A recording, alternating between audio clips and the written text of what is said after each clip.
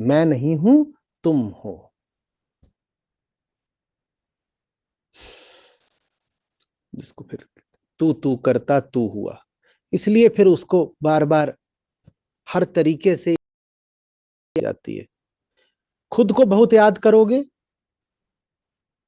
तो अपने होने में विश्वास और गहरा हो जाएगा, और सच को बार बार याद करोगे तो सच हो जाओगे।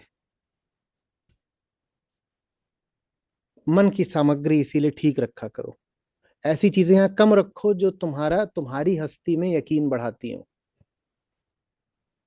क्योंकि ऐसी चीजें झूठी हो सकती हैं। झूठी होता है जो अहंकार को बढ़ाएगा। तथ्य, फैक्ट्स कभी भी अहंकार को बढ़ा नहीं सकते, क्योंकि वहां तो तथ्यों में तो अपनी मिट्टी ही पलीद होनी है।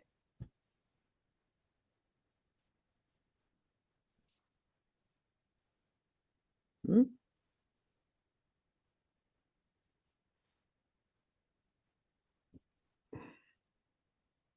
ठीक है सर, मैं बिलीव्स पे क्वेश्चन करता हूँ, अपने फैक्ट्स में जीने की कोशिश करता हूँ। और आप कितना भी क्वेश्चन कर लोगे ना, बिलीफ बची रहेंगी। इसी बात पर तो हंसना होता है कि अजीब ये जिंदगी की धूल है, जितना साफ करो उतनी रह उतनी, जाती। हाँ, जितना साफ करो उतनी पड़ती जाती है। साफ फिर भी करते चलो, और देखो जब किस तमाम सफाई के बाद भी अभी बची हुई है, तो उसमें निराश नहीं होना है। निराश होने में ये भाव होगा कि जैसे हम इतने ताकतवर थे कि एक दिन पूरा साफ कर सकते थे। हमारा काम है साफ करना, साफ कर देंगे। बची वो तब भी रहेगी जब दिखाई दे तो हंसो कि लो, फिर बहके झुन्नू लाल। सारी सफाई कर ली, उसके बाद फिर बहक गए झुन्नू लाल। ऐसे अच्छा है ना ये? बनवाओ टी शर्ट वगैरह, संपदा के तौर पे लोग घर ले जाएंगे। यही लिखवा दो यहाँ पे, फिर बहक गए झुन्नू लाल।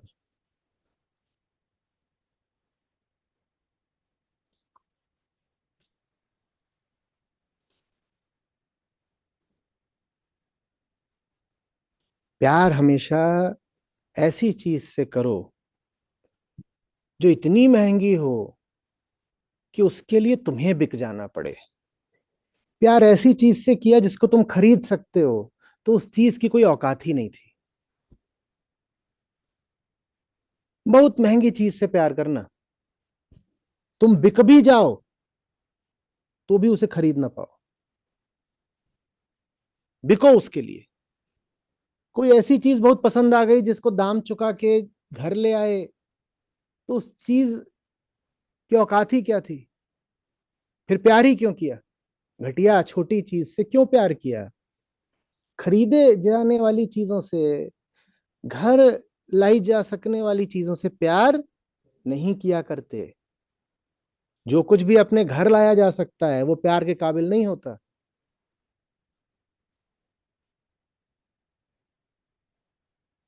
प्यार उससे किया जाता है जिसके लिए अपना घर छोड़ना पड़े। प्यार उससे किया जाता है,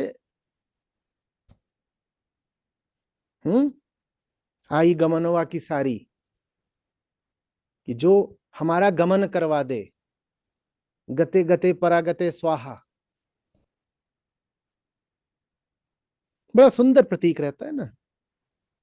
साधारण पति पत्नी विदाई वाला नहीं, कि उसने बुलाया है। जब उसने बुलाया है तो फिर बाबुल का घर छोड़ना पड़ेगा। वो इतना प्यारा है कि उसके लिए हम अपना घर छोड़ने को तैयार हो गए।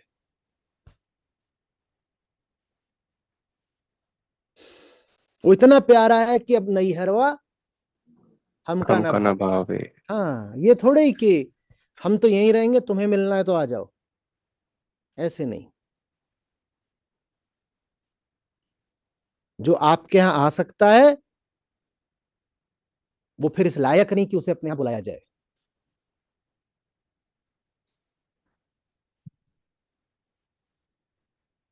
हुँ? इस पे बहुत सुंदर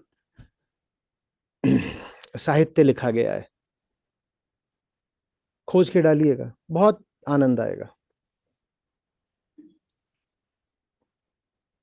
भक्ति में और सूफियों के यहाँ बहुत तो इस भाव पर सुंदर रचनाएं।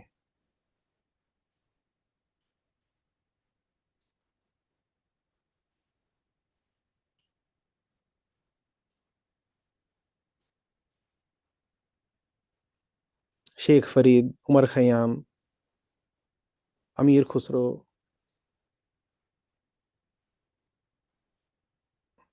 कबीर साहब का तो नाम ही लेने की जरूरत नहीं, वहां तो है ही बहुत कुछ। बाबा बुल्ले शाह, रूमी,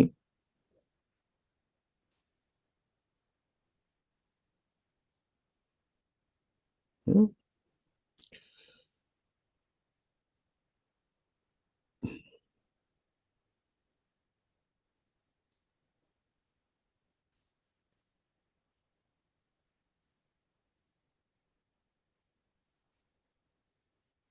संत रैदास,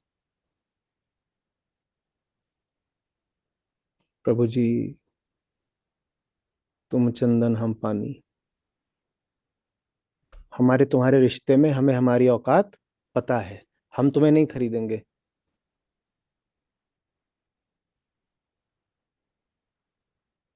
प्रभु जी तुम चंदन हम पानी और तुम सेवक, हम सेवक तुम स्वामी। रिश्ता तो है, पर उस रिश्ते में तुम कौन हो, हम कौन हो, हम ये कभी नहीं भूलेंगे। हम सेवक तुम स्वामी।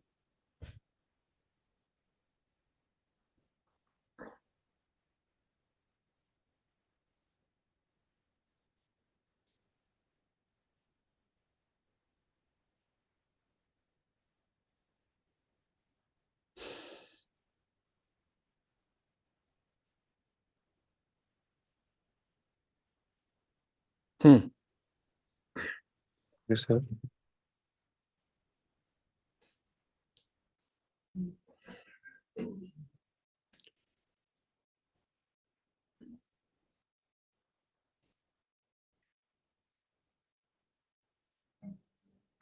यह तो घर है प्रेम का, खाला का घर नाही। यह तो घर है प्रेम का, खाला का घर नाही। शीश उतारे मुई धरे, तब बैठे घर माहिर साधो, तब बैठे घर माही। प्रीति बहुत संसार में, नाना विधि की सोई। प्रीति बहुत संसार में, नाना विधि की सोई। उत्तम प्रीति सो जानिए, सतगुरु से जो होए रे साधो, सतगुरु से जो हो। जब मैं था तब हरि नहीं, अब हरि है मैं नाही।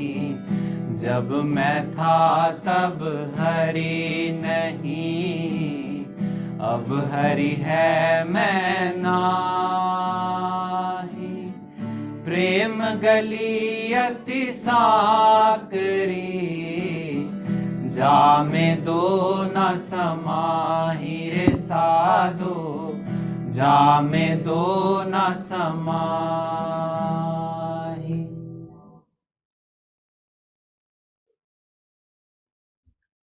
आज के सत्र से इनका प्रश्न।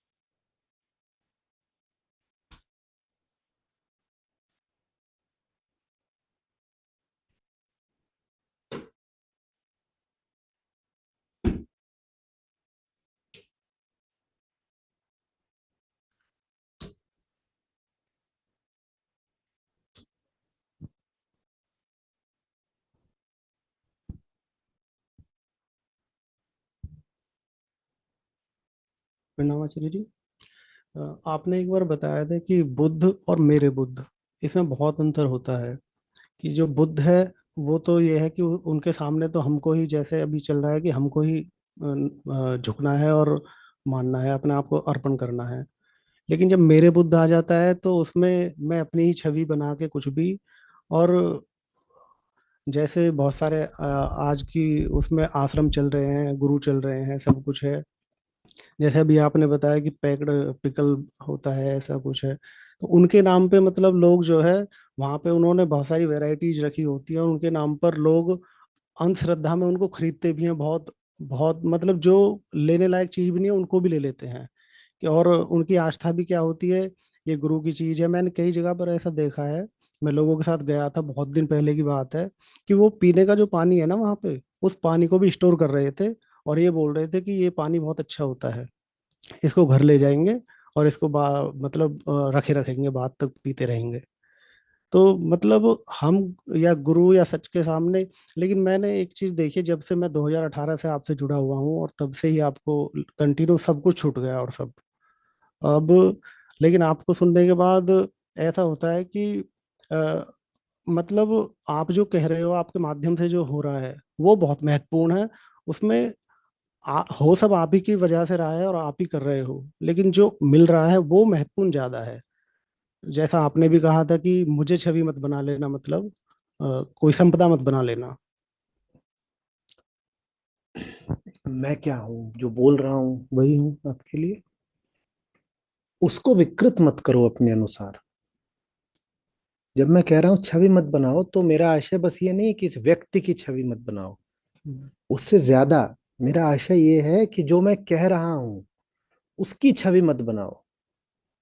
जो कह रहा हूं उसको सीधे सुनो, उसको अपने अनुसार तोड़ मरोड़ के मत सुनो। छवि कोई व्यक्तियों की थोड़ी बनाई जाती है। आप मेरी छवि बना लो, उसको थोड़ा ऊपर नीचे कर दो, उससे बहुत फर्क भी नहीं पड़ेगा। आप मेरी छवि बना लो और उसमें आप मुझे गंजा कर दो, या मेरे 3 नाक लगा दो, तो उससे कोई बहुत फर्क नहीं पड़ने वाला हमारे काम में। व्यक्ति की छवि बनाने से नहीं बनानी चाहिए, पर बना भी दी तो बहुत कोई नुकसान नहीं हो गया। तिब्बत के बुद्ध और लंका के बुद्ध अलग अलग दिखते हैं, वो बहुत नुकसान की बात नहीं हो गई। चीन के बुद्ध भी अलग अलग दिखते हैं, पर बुद्ध की शिक्षाएं अलग अगर तिब्बत में और लंका में अलग अलग हो गई, तो ये समस्या की बात है ना। बुद्ध की मूर्ति तो अलग है ही। चीन जापान जाइए, वहां देखिए, और भारत देखिए, और जो कंधार में है वहां देखिए, तो वो तो मूर्तियां अलग अलग हैं। ठीक है, मूर्ति अलग बना ली अपने अपने हिसाब से। शिक्षाओं को मत तोड़ो मरोड़ो, उसकी बात कर रहे हैं। हम शायद शिक्षाओं को इसलिए मतलब चेंज करने की कोशिश करते हैं कि शायद अहम भाव हमारे अंदर बहुत तीव्र होता है, और जो हमारा। शिक्षा कटु लगती है, हम्म, आहत करती है, ये हमेशा का हमारा नियम है। हम उसे भुलाना चाहते हैं, उसको याद रखेंगे तो दर्द होगा, और कीमत देनी पड़ेगी, श्रम करना पड़ेगा, बदलना पड़ेगा। तो मीठा मीठा गप, कड़वा कड़वा थू। जो शिक्षा अपने अनुरूप लगी उसको ले लो और बाकी फेंक दो। कई लोग अपना जो पूरा अवलोकन है वो 1 या 2 पंक्तियों में लिख देते हैं सारा। उन्होंने वही लिखा होता है जो उन्हें पकड़ में आ गया होता है कि अब इसका इस्तेमाल करना है। वो किसी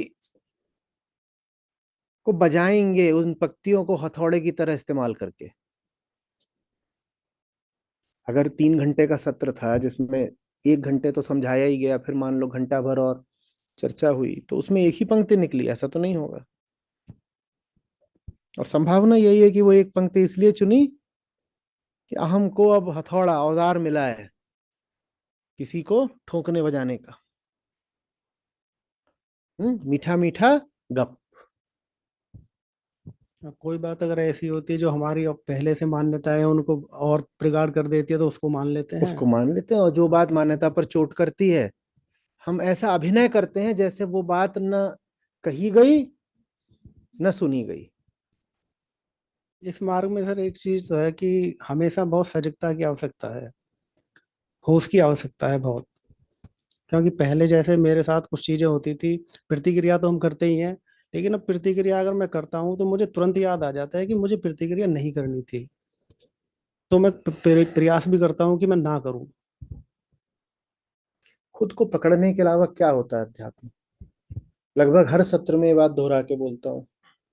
ये बड़े बड़े ग्रंथ, ये बड़े बड़े रीति रिवाज, ये रस्में, ये जो मानवता का पूरा धार्मिक इतिहास है, ये तीर्थ हो गया, चाहे वो जेरूसलम हो कि मक्का मदीना हो कि बनारस हो, वास्तव में धार्मिकता क्या है? खुद को पकड़ना। उसके अलावा बाकी सब बहुत सारा है, उसमें खो जाओगे बस, और कुछ नहीं है। जो खुद को पकड़ता जा रहा है वही सच्चा धार्मिक आदमी है।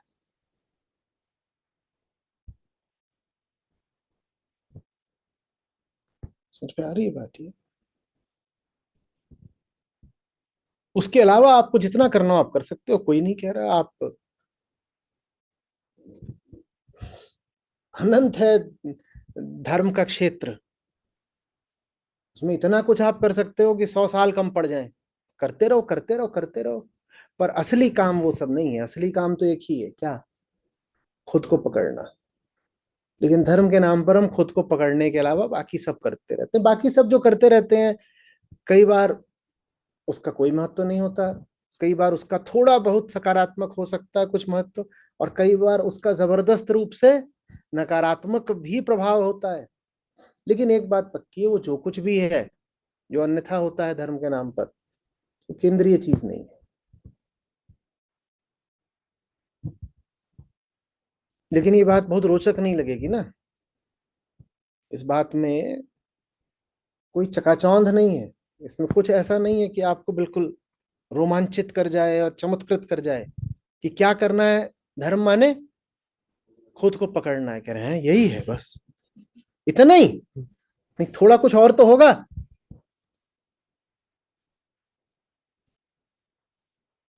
कुछ तो और बताइए, समुद्र मंथन, कुछ तो और बताइए ना, जिसमें जरा कुछ टू थिकन द प्लॉट, कुछ मजा वजा भी तो आना चाहिए। बस यही करना है क्या दिन भर? क्या कि बैठे बैठे खुद को पकड़ रहे हैं, यही धर्म है? हाँ बेटा, है तो यही। बाकी तुम कोई रोचक नहीं लगता हो तो तुम दो चार और कर लो अपने मनोरंजन के लिए काम। और मनोरंजन के लिए जो भी काम करोगे वो या तो धार्मिक है ही नहीं, या वो धार्मिकता की परिधि पर है। केंद्रीय धार्मिकता तो बस यही है, यही अध्यात्म है, खुद को पकड़ना।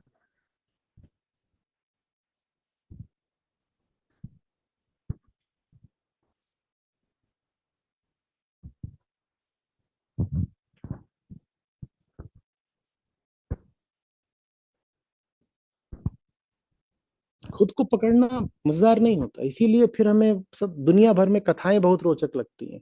सबके पास जबरदस्त कथाएं हैं। और आम आदमी के पास आप जाएं तो उसके पास धर्म के नाम पर कथाओं के अलावा कुछ भी नहीं होता। या भारत या हिंदुओं की नहीं बात है, ये आप कहीं भी चले जाइए।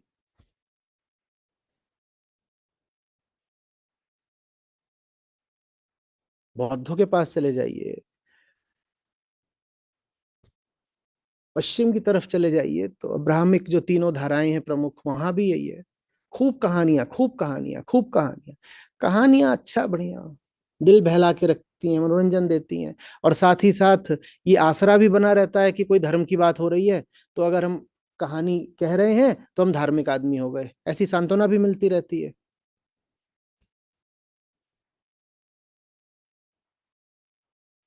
और अगर कोई विद्वान मिल जाए तो वो उन कहानियों के सुंदर प्रतीकात्मक अर्थ भी बता देता है, अच्छा लगता है। कोई अर्थ न भी बताए तो भी रोमांचक तो लगता ही है बाबा।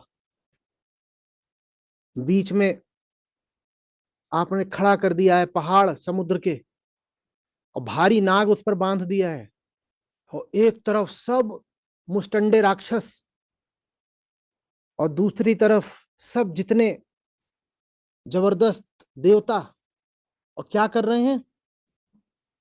जोर लगा के हईशा, और उसमें से कभी पेड़ निकल रहा, कभी गाय निकल रही, फिर जहर निकला बहुत सारा, आखिर में अमृत निकल गया। अमृत निकल गया तो वहां एक चालाकी मार गया, फिर सब भगे भगे गए कि अब क्या करें। ये लगा कि नहीं रोमांचक? और इसकी तुलना में मैं कहूं बैठ के खुद को देखो तो कैसा लगा? समझ में आ रही बात है? ऐसा नहीं कथाओं का कोई महत्व नहीं, मैं नहीं कह रहा सब कथाओं का है, पर बहुत सी कथाएं ऐसी हैं जिसको अगर कोई ज्ञानी हो तो बता पाएगा कि ये कथा किधर को इशारा कर रही है। पर वो ज्ञान भी आत्मज्ञान है। कथा का भी सही अर्थ वही कर सकता है जिसने पहले स्वयं को देखा, परखा और पकड़ा है। जो स्वयं को नहीं जानता वो कथा को भी नहीं जानेगा।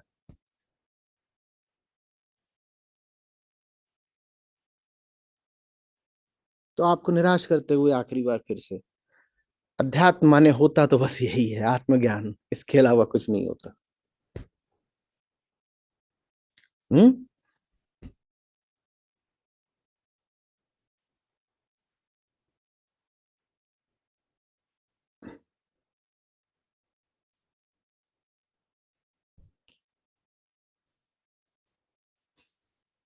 और कुछ?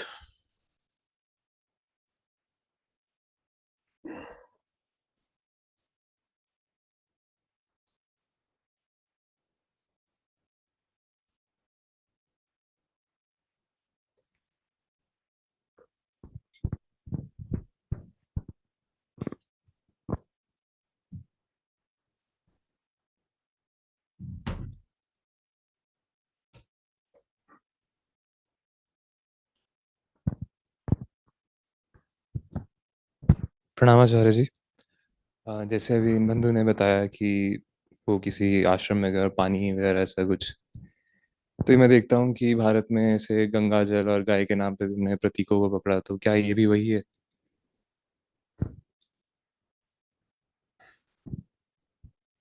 उसका जैसे गाय को पवित्र माना कि करुणा है, वो वाली बात ठीक है, लेकिन उसका गोबर विशुद्ध है, मूत्र विशुद्ध बड़ा है उसका। खतरा रहता है, देखो कौन सी चीज कहाँ से शुरू करो, कहाँ पहुंच जाती है, बड़ा खतरा रहता है। जहां से शुरू हुई हो, जिस दिशा को, जिस आयाम को, वहीं पहुंचे आवश्यक नहीं होता। एक शीर्षक ही था चर्चा का, फिर उसी शीर्षक से वो पब्लिश भी हुई कि कांवड़ यात्रा कहाँ से चली थी, कहाँ को जा रही।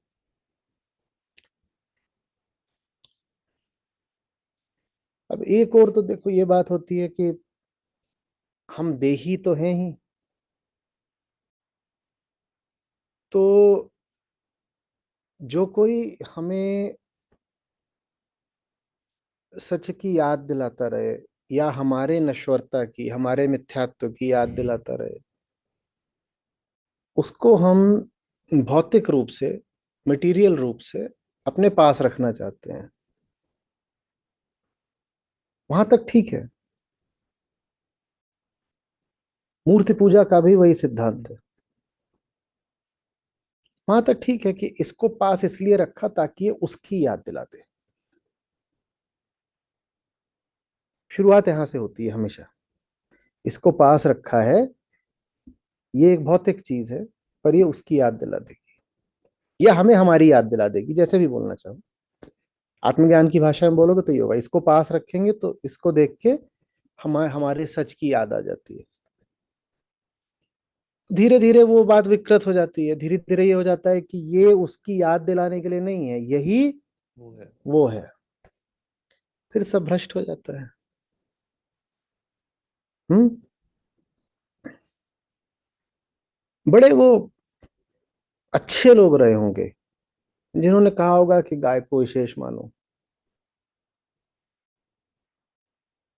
वो गाय के माध्यम से आपसे कह रहे हैं कि प्राणी मात्र में उसी को देखो जो तुम स्वयं हो।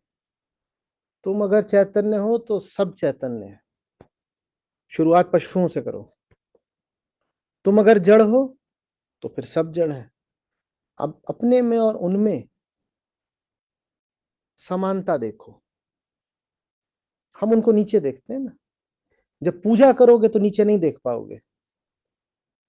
पशुओं को आम मन मानता है कि नीचे हैं, पर जब पूजा करोगे गौ की तो नीचे नहीं देख सकते। तो बहुत सोच समझ करके ये कहा गया था, फिर वो रूढ़ी बन जाती है।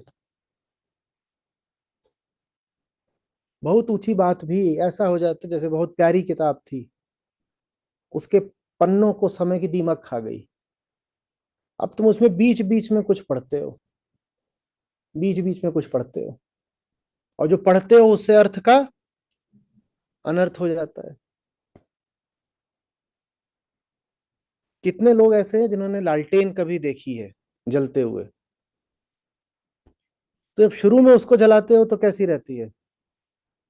पहले उसका शीशा बढ़िया साफ वाफ करके चमका के, है ना, उसको रखते हो, उसमें तेल भर देते हो और ऐसे जला दिया उसकी बाती। और जब तक रात बीतती है या उसको बुझाने का समय आता है, तब तक वो कैसी हो जाती है? कालिक ही कालिक। प्रकाश से ज्यादा प्रकाश को रोकने वाली चीज बन जाती है वो। प्रकाश तो मध्यम पड़ गया क्योंकि तेल चुक गया, और कालिख जमा हो गई। ये इंसान की हर चीज के साथ होता है। तो धर्म में भी जितनी विधियां बनाई गई और प्रक्रियाएं बनाई गई, उनका यही होता है। प्रकाश चला जाता है, कालिख शेष रह जाती है। प्रकाश चला जाता है, कालिख शेष रह जाती है। प्रकाश क्या होता है? चेतना प्रकाश है। ऐसी चेतना जो जल कर भी दूसरों को रोशन करने के लिए प्रतिबद्ध है, वो प्रकाश है। आमतौर पर वो चेतना किसी व्यक्ति के रूप में सामने आती है। जब तक वो व्यक्ति है शरीर से, तब तक तो प्रकाश रहता है।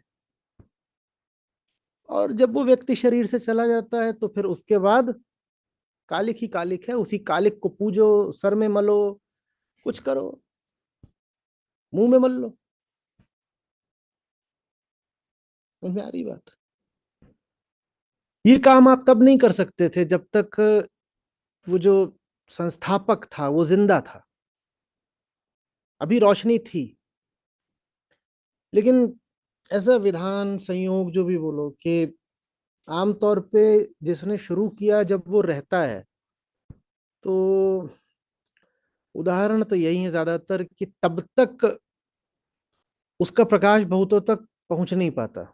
शायद इसलिए कि मनुष्य का जीवन काल ही छोटा होता है। उसके जाने के बाद लहर उठती है और शोर मचता है कि कुछ खास था, कुछ खास था। फिर लोग आते हैं, उन्हें बताया जाता है वहां प्रकाश है।